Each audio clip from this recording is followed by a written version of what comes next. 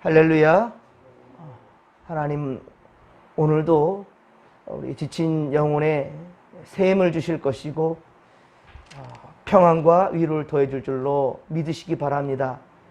항상 좋은 것으로 채워주시기를 원하시는데, 그런데 문제는 우리가 이 힘든 상황만 바라보면서 주님 곁을 떠나며 세상으로 향하고 있는 것, 이것이 문제라는 것입니다. 오늘 사사기의 말씀을 통하여서 우리가 왜 주 앞에 붙어 있어야 되는 것인지, 주님만을 향해야 되는 것인지를 깨달을 수 있는 시간 되기를 소망합니다. 어제는 참 흐린 날씨였지만 습도와 기온이 상당히 높습니다. 그래서 불쾌수도 상당히 높은데요.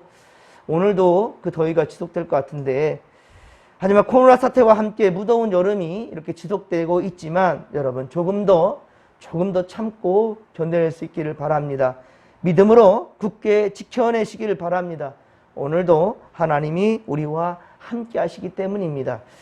오늘 함께 읽은 성경은 사사기 2장 11에서 23절로 하나님을 배반하는 이스라엘, 하나님을 배반하는 이스라엘이라는 제목으로 주의 말씀 증거합니다.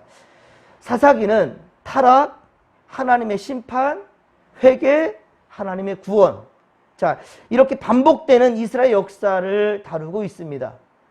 그런데 그 서막이 바로 오늘 본문 11절로부터 본격적으로 열리게 됩니다. 앞서 6에서 10절에 보면 여호수아를 비롯한 여호수아 뒤에 생존한 장로들이 사는 그 날 동안에는 여호와를 잘 섬겼지만, 하지만 이들이 다 죽은 이후에는 이스라엘 백성들은 하나님을 버렸고요.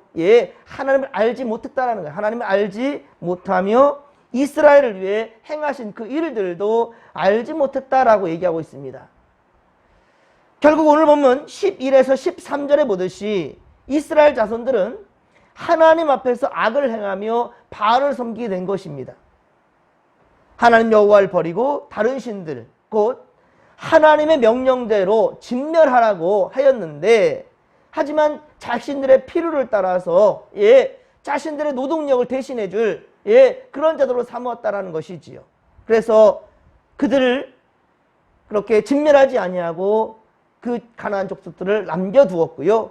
그리고 오히려 그들을 통해서, 그들 때문에 그들이 섬겼던 바로 우상들을 숭배하게 돼버린 것이지요. 우리가 사사기를 읽으면서 깨달아야 될 부분이 바로 이것입니다. 악이라는 것은 조금도 우리가 타협해서는 안 된다는 거예요.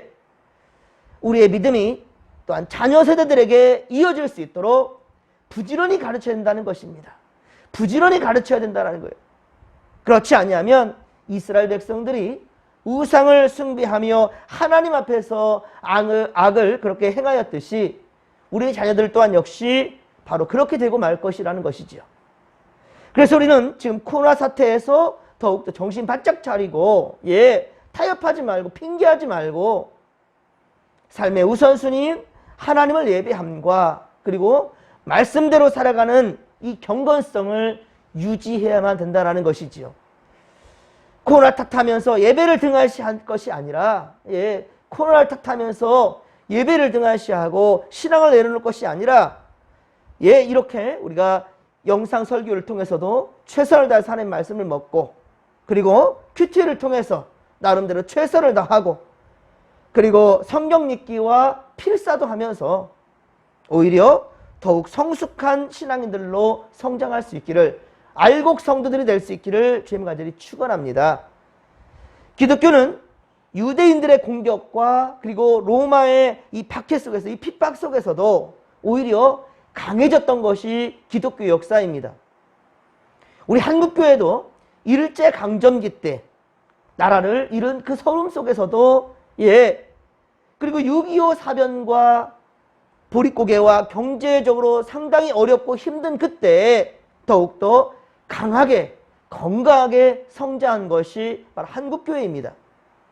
그렇기 때문에 우리는 결코 지금의 이 사태, 이 코로나 사태에 핑계할 점을 찾는 것이 아니라 더욱더 우리 교회, 한국교회가 건강해질 수 있도록 주님께서 시련도 주시고 주님께서 아프시게 하다가도 싸매어 주신다라는 그 확신 가지고 나아갈 수 있는 믿음의 거석들 되기를 주님 간절히 축원합니다.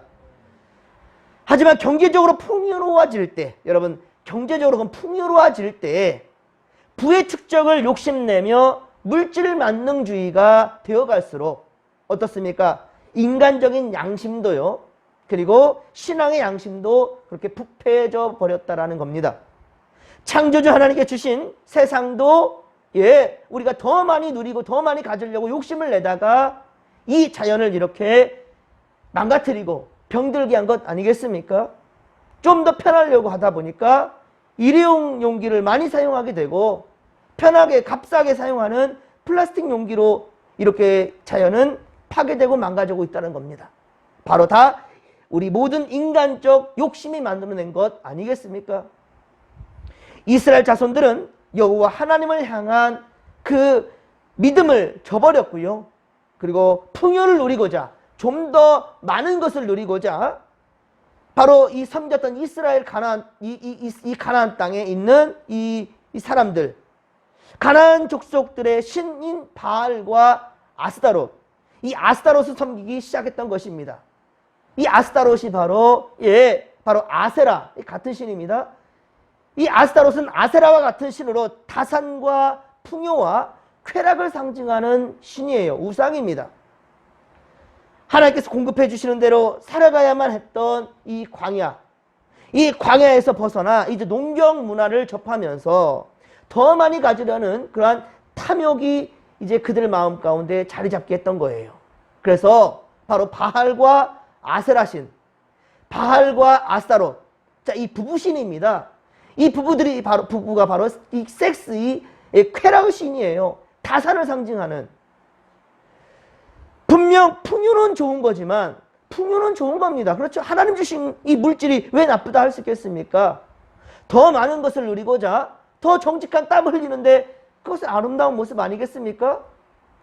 더 열심히 살려고 더 열심히 땀 흘려 살아가는 것은 아름다운 모습입니다. 그러나 자족하지 못하고 주신 것에 감사할 줄 모르고 더한 욕심을 내려고만 하는 그때 성경은 분명히 말합니다. 골로새서 3장 5절 말씀, 탐심은 곧 우상숭배니라. 골로새서 3장 5절에 탐심은 곧 우상숭배니라 라고 말하겠고요. 그리고 바로 에베소 교회의 목사인 바울의 제자이며 아들로 삼은 우리 디모데를 향하여서 디모데전서 6장 10절에 교회를 이끌 때 이렇게 이끌어라. 돈이라는 것은 일만하게 뿌리가 된다.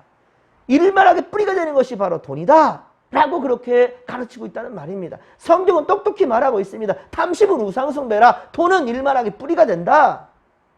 그래서 우리는 예수님께서 가르쳐 주신 기도에 보면 오늘 우리에게 일용할 양식을 주시옵고 라고 기도하고 있죠. 우리에게 일용할 양식을 주옵시고, 우리에게 일용할 양식, 쓸 용자에 날일자예요. 그날 쓸 수 있는 은혜를 주시옵고 라는 말이에요. 내일을 위해, 그 다음을 위해서 더 예비하기 위해서, 준비하기 위해서, 그러한 인생이 아니라, 물론 우리가 내일을 위해 준비할 인생은 맞습니다. 하지만 내 불을 위해서 축적하는 그러한 그것은 아니 된다라는 것이지요. 그것이 바로 욕심이 과해져서 결국은 만몬 사상이 된다는 거예요. 만몬 숭배하게 된다는 거예요. 물질을 숭배하게 된다는 거예요. 일용할 양식, 즉 내일의 것이 아닌 바로 오늘 살아가기 위해서, 지금을 살아가기 위해 필요한 양식을 구하는 그러한 기도라는 것이죠. 그래서 하나님은 광야에서 이스라엘 백성들에게 만나를 먹게 하신 거예요. 만나. 지금 우리 이 새벽처럼 하루를 말씀과 기도로 시작하듯이, 우리가 말씀과 기도로 이 하루를 시작하듯이, 물론 영상 예배를 드리는 분들은 아침이 되겠고 또 상황과 환경에 따라서 오히려 퇴근한 이후랄지 아니면 시간이 날 때 영상 예배를 드리기도 하고 큐티를 하게 하고 여러 가지 우리가 경건을 준비하는 그러한 시간들을 보내게 되겠지만은요, 특별히 하루를 시작할 때, 운전대를 붙잡을 때 먼저 하나님께 내어 맡기는 기도가 필요하다는 겁니다. 여러분, 누구를 만나러 갈 때, 집을 떠날 때, 오늘 집을 나서기 전 당신은 기도했느냐? 찬양의 가사에도 얘기하지 않습니까? 오늘 집을 나서기 전 당신은 기도했는가예요. 여러분들 항상 주님과 동행함을 잊지 마시고 할렐루야 말씀에 사로잡히기를 세상의 가치관과 방법에 사로잡힐 것이 아니라 오직 성령에 사로잡혀서 그분의 지도를 받게 되기를 주님의 명간절히 축원합니다. 그렇습니다.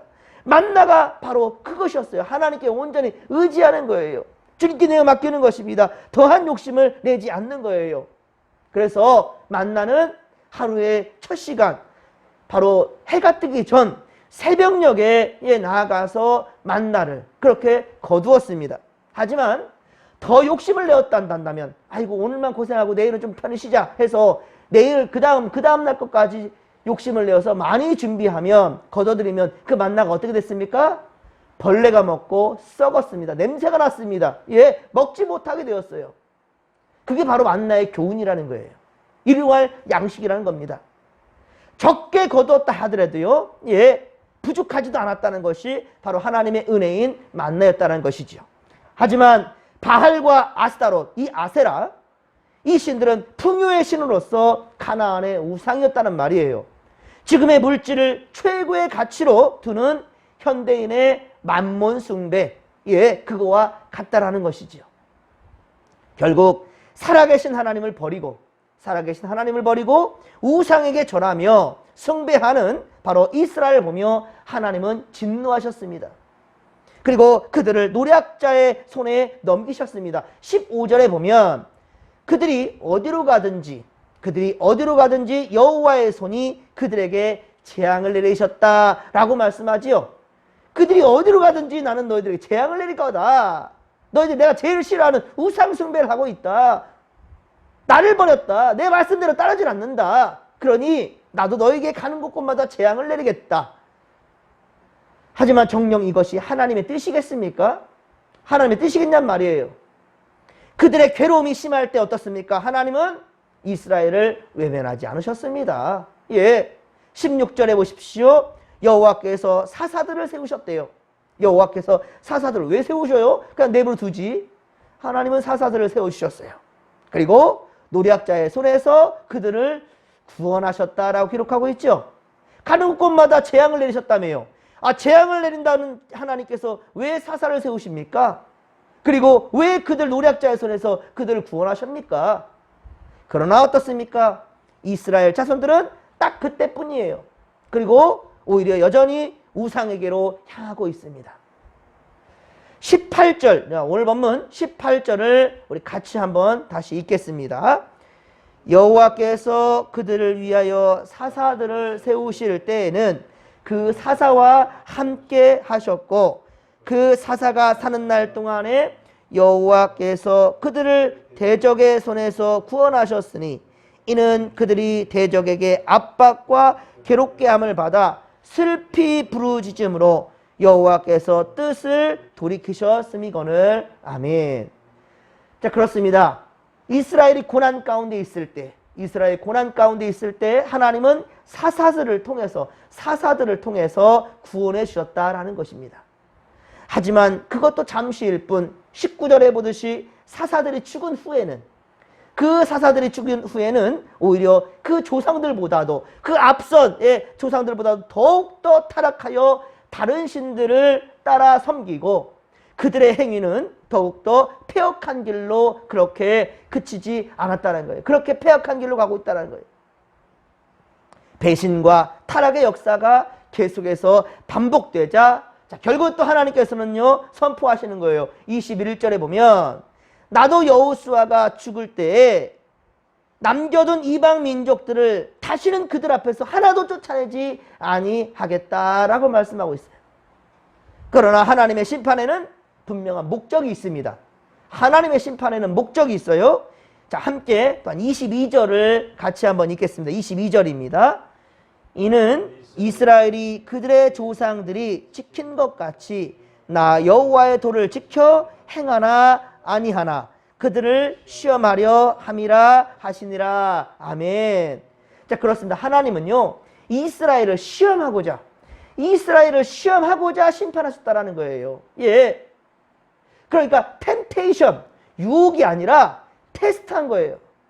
우리들도 회사에 들어가거나 또 학년이 올라갈수록 시험을 치르잖아요. 이 시험은 그 아이로 말미암아, 그 사람으로 말미암아 무너뜨리기 위한 것이 아니라 어떻습니까? 더욱더 실력을 향상시키기 위해서, 모든 시험에서 이겨내기 위해서, 시련에서 극복하고 일어나기 위하여서 하나님은 고난도 주신다는 거예요. 시험을 주신다는 거예요. 그렇게 말씀하고 있습니다. 즉 하나님은 심판이 목적이 아니라는 말이에요. 심판, 이 사탄 마귀가 주는 시험은 우리를 무너뜨리려고 하는 거예요. 택한 백성들도 유혹해서 무너뜨리려고 하는 것이 바로 사탄 마귀들의 시험이지만, 그러나 하나님은 심판 자체의 목적이 있는 것이 아니라 이 심판을 통하여서 더욱더 나은 내일을, 저들이 죄 가운데 있는 것을 살려내기 위해서, 건져내기 위해서, 회복하기 위해서 바로 곧 구원이 목적이라는 것이지요. 고난을 주시는 의미도 깨닫게 하기 위함이라는 말이에요. 그런데 이 시험이 닥쳤을 때 하나님을 저버리고 더욱더 더 세상길로 가버리고 더 하나님을 원망하고 불평하고 있는 자리에서 헤어나오지 못한다면 결코 회복과 구원의 역사는 그에게 일어나지는 못할 것입니다. 여러분, 사랑하는 성도 여러분, 형통할 때 우리는 믿음을 잃을까 조심해야 됩니다. 그러니까 잘 나갈 때 더 조심해야 될 것이고요. 그리고 더욱더 하나님 앞에 겸손하게 꿇어 엎드리시기를 주님 간절히 축원합니다.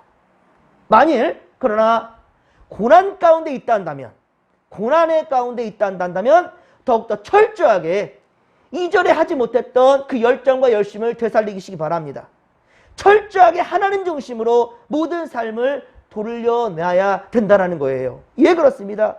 그리고 하나님께 간절함으로 나아간다면 이전보다 더 열심히 하나님께 매달리고 더 믿음으로 여러분들 더욱더 새롭게 세워진다 한다면, 자, 이것이 바로 거듭남이에요. 새롭게 태어나는 것입니다. 거듭난다면 하나님 반드시 회복시켜 주실 것이고, 할렐루야, 구원을 베풀어 주신다는 사실을 믿으시기 바랍니다. 이 좋으신 주님께서 오늘도 우리와 함께 하실 것입니다. 끊임없이 새롭게 세워지기를, 변화된 인생을 살기를 원하시는 주님의 그 시험에 여러분들 무사히 통과할 수 있기를 간절히 빌고 소망합니다. 오늘도 주께서 함께 하실 것입니다. 조금 더 힘을 내십시다.